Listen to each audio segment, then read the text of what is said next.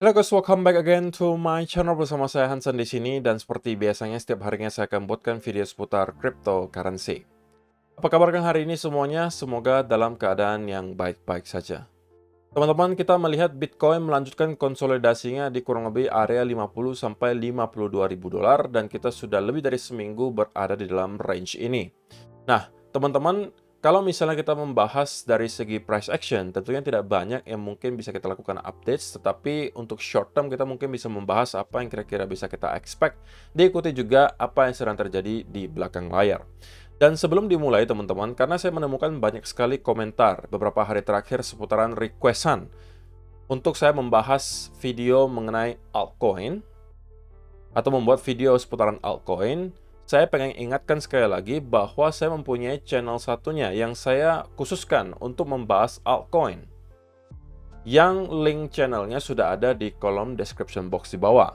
Di sana saya membahas altcoin, saya memberikan setup-setup yang mungkin bisa dimanfaatkan, dan untuk beberapa waktu belakangan banyak sekali setup yang sudah mencapai target profit yang saya bagikan secara gratis. Jadi kalau misalnya kalian tidak menonton di channel tersebut, kalian sedikit missing out. Yang belum tahu, saya kasih tahu lagi hari ini, saya ada video yang membahas soal altcoin, tapi di channel saya satunya bernama Altcoin Indonesia, yang link channelnya ada di kolom description box di bawah. Nah, untuk video hari ini teman-teman, kita bakalan membahas mengenai apa yang sedang terjadi di belakang layar, tentunya diikuti dengan price action nanti secara spesifik untuk di Bitcoin. Nah, sebelum itu kita bakalan mulai dari CoinMarketCap terlebih dahulu. Per hari ini secara global, market cap crypto berada di angka 1,99 triliun dolar atau naik sekitar 0,38%. Nah, di top 10 coin sendiri kita melihat keadaannya sebenarnya mix, sebagian ada yang hijau, ada juga yang merah. Walaupun kenaikan dan penurunannya rata-rata nggak signifikan, hanya kurang lebih 0, sekian persen hingga kurang lebih 2%. Dan yang menjadi top performer hari ini adalah Ethereum dengan kenaikan 2,68% menuju 3.096 dolar. So, itu adalah outlook sementara dari beberapa top coin yang ada. Sekarang kita langsung aja masuk ke beberapa data dan berita terbaru hari ini. Nah, yang pertama teman-teman, saya pengen membahas nih, gitu ya, salah satu topik yang mungkin hangat sekali diperbincangkan selama 1-2 bulan terakhir, yaitu apakah kita akan mendapatkan mid-cycle correction, atau koreksi di pertengahan cycle, yang biasanya terjadi itu beberapa bulan sebelum halving, atau beberapa bulan setelah halving. Spesifiknya mungkin sekitaran 1-2 bulan sebelum, dan 1-2 bulan setelah halving. Biasanya kita akan mendapatkan koreksi yang cukup dalam. Makanya, banyak sekali yang di luar sana expect bahwa Bitcoin itu bakalan koreksi ke angka 30.000, 38.000, 40.000, sebelum pada akhirnya kita akan ketemu local bottom di sana dan start untuk kembali rally ketika kita sudah melewati halving. Nah, buktinya di mana? Buktinya kalau kita lihat cycle-cycle sebelumnya, ini adalah garis halvingnya ya teman-teman. Dan ini memperbandingkan pergerakan dari beberapa cycle secara sekaligus. Nah, kalau kita lihat yang warna merah di sini, ini adalah pergerakan di tahun 2020 pada saat itu, teman-teman. Dan kita mendapatkan koreksi yang dalam itu beberapa bulan sebelum halving. Halvingnya di sini, beberapa bulan sebelum kita mendapatkan mid-cycle correction. Nah, kalau cycle yang satunya lagi, juga sama. Kita mendapatkan mid-cycle correction-nya itu justru ketika kita melewati halving di sini. Jadi biasanya menjelang halving atau sedikit sesudah halving kita mendapatkan ada mid-cycle correction. Nah, makanya banyak juga orang yang expect bahwa kita akan melalui hal yang sama. Tapi apakah ada garansi bahwa hal tersebut terjadi? Ya tentunya tidak. Maka dari itu teman-teman harus pandai-pandai memanage portofolio kalian. Ya kalau memang kalian nggak mau pusing banget, ya kalian nggak usah khawatir gitu ya, nggak usah terlalu mencoba untuk time the market. Ya intinya kalian stay in the market saja. Itu mungkin adalah cara paling mudah. Tapi kalau kalian maunya yang lebih fancy gitu ya, kalian maunya jual lalu membeli lagi dengan harga yang lebih murah, atau mungkin ada yang lebih parah lagi masih menunggu di sideline dan menunggu hingga Bitcoin ke 12.000 baru mau beli. Mungkin sampai sekarang belum masuk ke market. Nah, please kalian juga harus mengerti bahwa tidak ada yang bisa digaransi. Memang kita melihat fakta historis seperti itu, tapi apakah ada jaminan kali ini terulang? Tidak ada yang tahu. Oke, ya kalau misalnya terjadi, ya selamat. Kalian mungkin mendapatkan harga yang lebih murah daripada yang kita lihat hari ini. Tapi kalau tidak terjadi, resikonya juga ada, yaitu adalah kalian bisa saja membeli justru ketika Bitcoin sudah berada di all-time high yang baru. Nah, saya nggak bisa memberikan saran secara pasti ke kalian secara pribadi karena saya nggak tahu nih posisi kalian sekarang seperti apa. Apakah kalian belum punya exposure sama sekali di market? Apakah kalian sudah punya exposure sedikit tapi merasa belum cukup? Atau kalian mungkin merasa mau menjual sekarang kemudian kalian baru membeli lagi di harga yang lebih murah karena kalian expect akan ada koreksi. Masing-masing mempunyai posisi yang berbeda gitu dan jawabannya bisa berbeda-beda. So, kalian harus menurut saya berpikir sendiri gitu, kira-kira apa yang terbaik. Karena ada resikonya tentunya kalau kalian beranggapan bahwa mid-cycle correction itu pasti akan terjadi.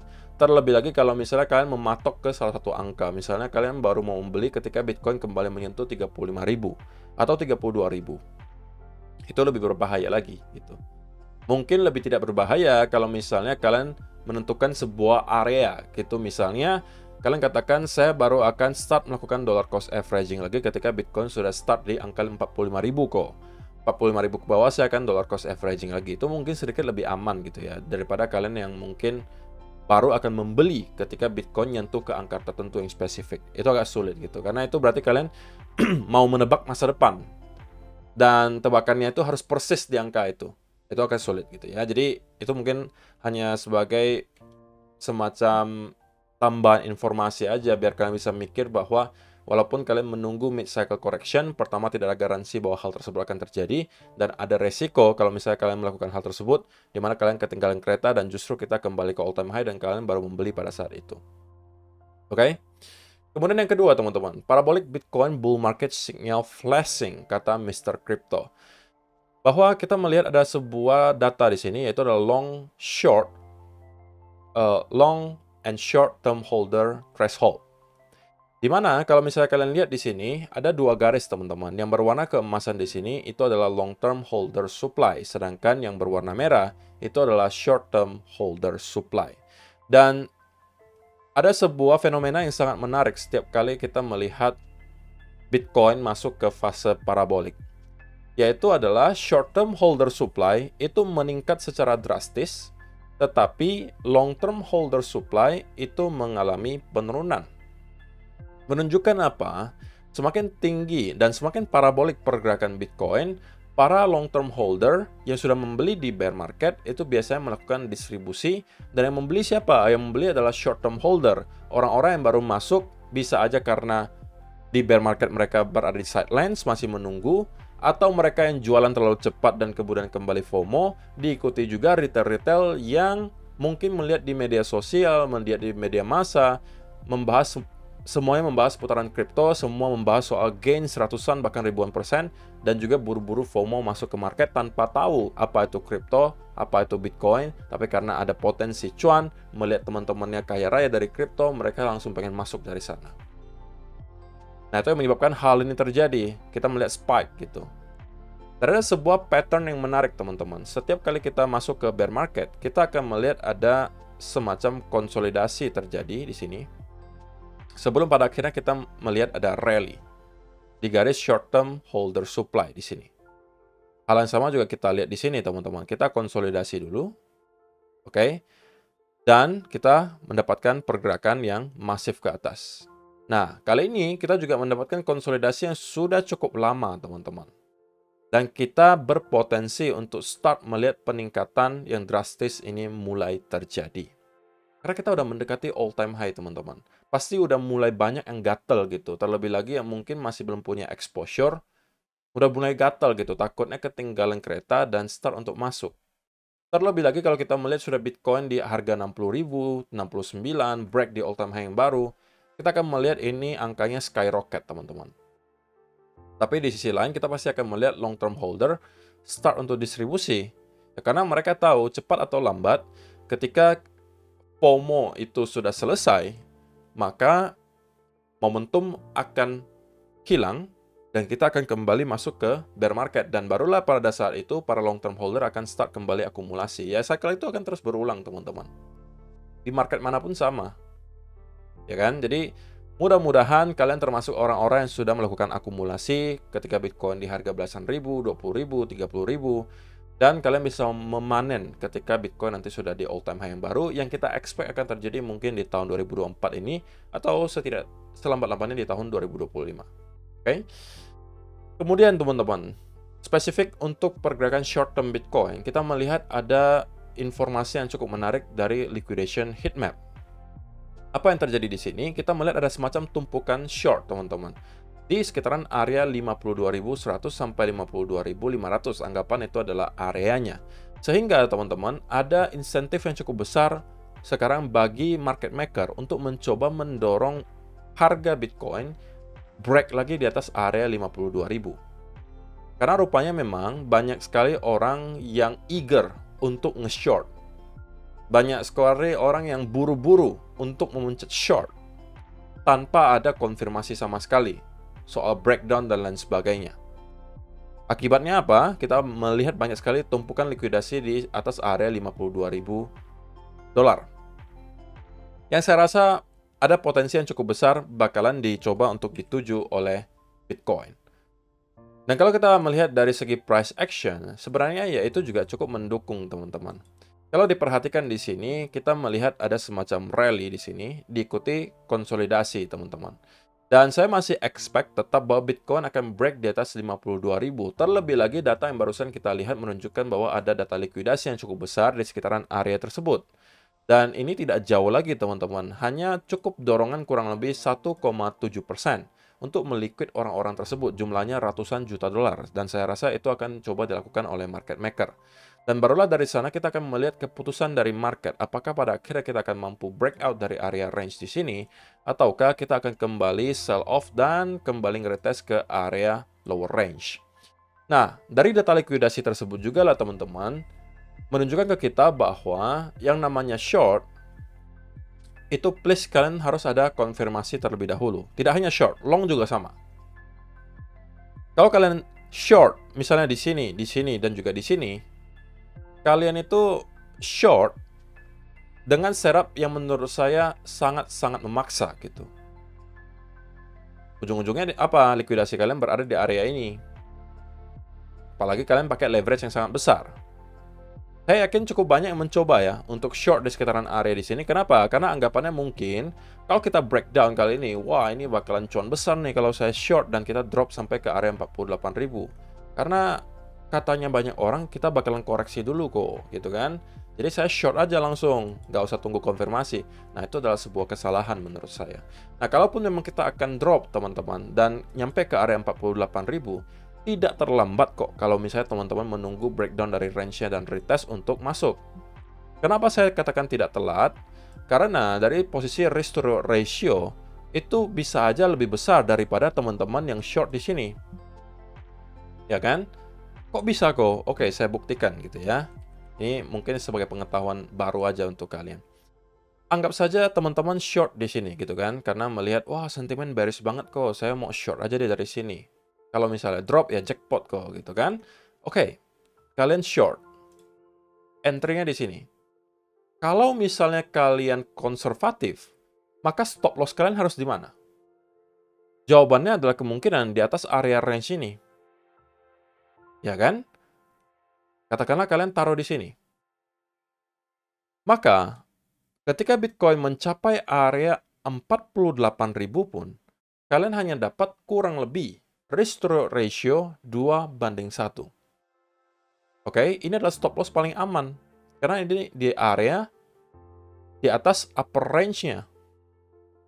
Ini lebih make sense gitu. Daripada kalian taruhnya di sini. Ini kalau kalian taruhnya di sini, ini di pertengahan range. Agak aneh menurut saya. Nah, tapi kalau misalnya, nih kita anggap senario kedua, teman-teman menunggu konfirmasi ketika breakout dan retest. Anggap saja kalian masuk di sini. Ya kan? Anggap saja pergerakan harganya modelnya seperti ini, teman-teman. Kita retest, kemudian drop. Kalian cukup memprotek diri kalian sedikit di atas area tersebut. Ya kan? Dan kalian menargetkan sampai ke area 48.000. Apa yang terjadi sekarang? Risk to reward ratio-nya itu menjadi 5:1. Oke? Jadi teman-teman, risk to reward ratio itu juga bisa kita set. Bisa kita manage. Jadi tidak semata-mata pergerakan yang lebih besar itu menghasilkan risk to reward ratio yang lebih besar. Baru saja saya buktikan ke kalian seperti itu. Maka dari itu, teman-teman, please kalau misalnya kalian mau trade, mau masuk ke sebuah setup, terutama untuk short term trade, tunggulah konfirmasinya. Nah, kenapa juga di video kemarin saya sampaikan bahwa ketika kita berada di pertengahan range seperti ini, setup apapun menurut saya nggak make sense. Kenapa? Mau long maupun short, sama-sama tidak akan menghasilkan risk to reward ratio yang baik. Maka dari itu, saya akan menunggu breakout ke salah satu arah. Apakah ke atas maupun ke bawah. Sekaligus breakout dan close ya teman-teman. Breakout dan close for our candle di atas atau di bawah area range tersebut. Nah, itu bisa menjadi sebuah validasi buat saya. Dan saya bisa mencoba untuk mencari peluang baik itu short maupun long. Tapi sebelum hal tersebut terjadi, saya akan biarkan market kasih saya clue lebih lanjut dulu. Karena saya nggak tahu habis ini mau kemana. Clue-nya belum cukup bagi saya. Jadi kalian yang merupakan seorang traders yang sudah lama harusnya mengerti bahwa kesabaran itu juga adalah sebuah kunci untuk kalian bisa konsisten trading long term. Kenapa? Karena kalau kalian tidak sabaran, maka biasanya kalian akan memaksakan setup gitu. Nah, untuk short term banget, teman-teman, kalau kita bicara pure seputaran price action, maka bisa saya sampaikan adalah, untuk sementara Bitcoin wajib mempertahankan area 51.300 di sini, teman-teman. Karena kalau kalian lihat di sini, ini adalah area support di mid range. Sebelumnya memang menghasilkan bounce gitu ya. Jadi, kalau misalnya kita sampai mampu breakdown dari area range, support ini di mid range, maka kita akan melihat potensi untuk kembali ke area low range 50.600-an. Tapi kalau ini bertahan dan kita terus terkonsolidasi di atas area ini, maka saya rasa kita akan bisa ke area upper range. Untuk sementara menurut saya probability-nya masih lebih tinggi bahwa kita akan naik ke sekitaran area 52.000. Didukung dengan data likuidasi yang baru saja kita lihat. Tapi either way sebenarnya saya nggak akan lose money teman-teman, karena saya nggak akan masuk ke trade manapun untuk sementara di Bitcoin. Kalau altcoin saya udah masuk banyak banget gitu. Dan teman-teman yang join VIP Room harusnya mengerti hal tersebut, karena banyak sekali watchlist yang saya kasih selama 1-2 minggu belakangan. Tetapi kalau untuk Bitcoin, saya masih biarkan dia bergerak dan menunjukkan clue berikutnya dulu. Tapi untuk sementara, probabilitasnya sekali lagi short term menurut saya kita akan nyampe ke sekitaran area 52.000 dan berpotensi kembali nge-retest ke area 52.400 atau 600-an sebagai area major resistance-nya yang kalau kali ini bisa kita break dan close di 4-hour candle, itu bisa menjadi awal mula dari pembentukan higher high baru menuju ke area 54 sampai 55.000. Jadi saya rasa itu aja sih yang perlu saya sampaikan di video hari ini teman-teman. Terima kasih juga untuk yang sudah menonton sampai selesai. Hari ini mungkin saya akan juga buatkan sebuah video yang sangat-sangat menarik di altcoin Indonesia yang saya rasa wajib kalian tonton kalau misalnya kalian merupakan investor terutama di altcoin. Clue-nya mungkin adalah di arah niche meme coin gitu ya. Yang kalau kalian yang hobi seperti itu, video hari ini mungkin akan sangat menarik untuk kalian di channel Altcoin Indonesia. So, terima kasih. See you in the next video. Bye-bye.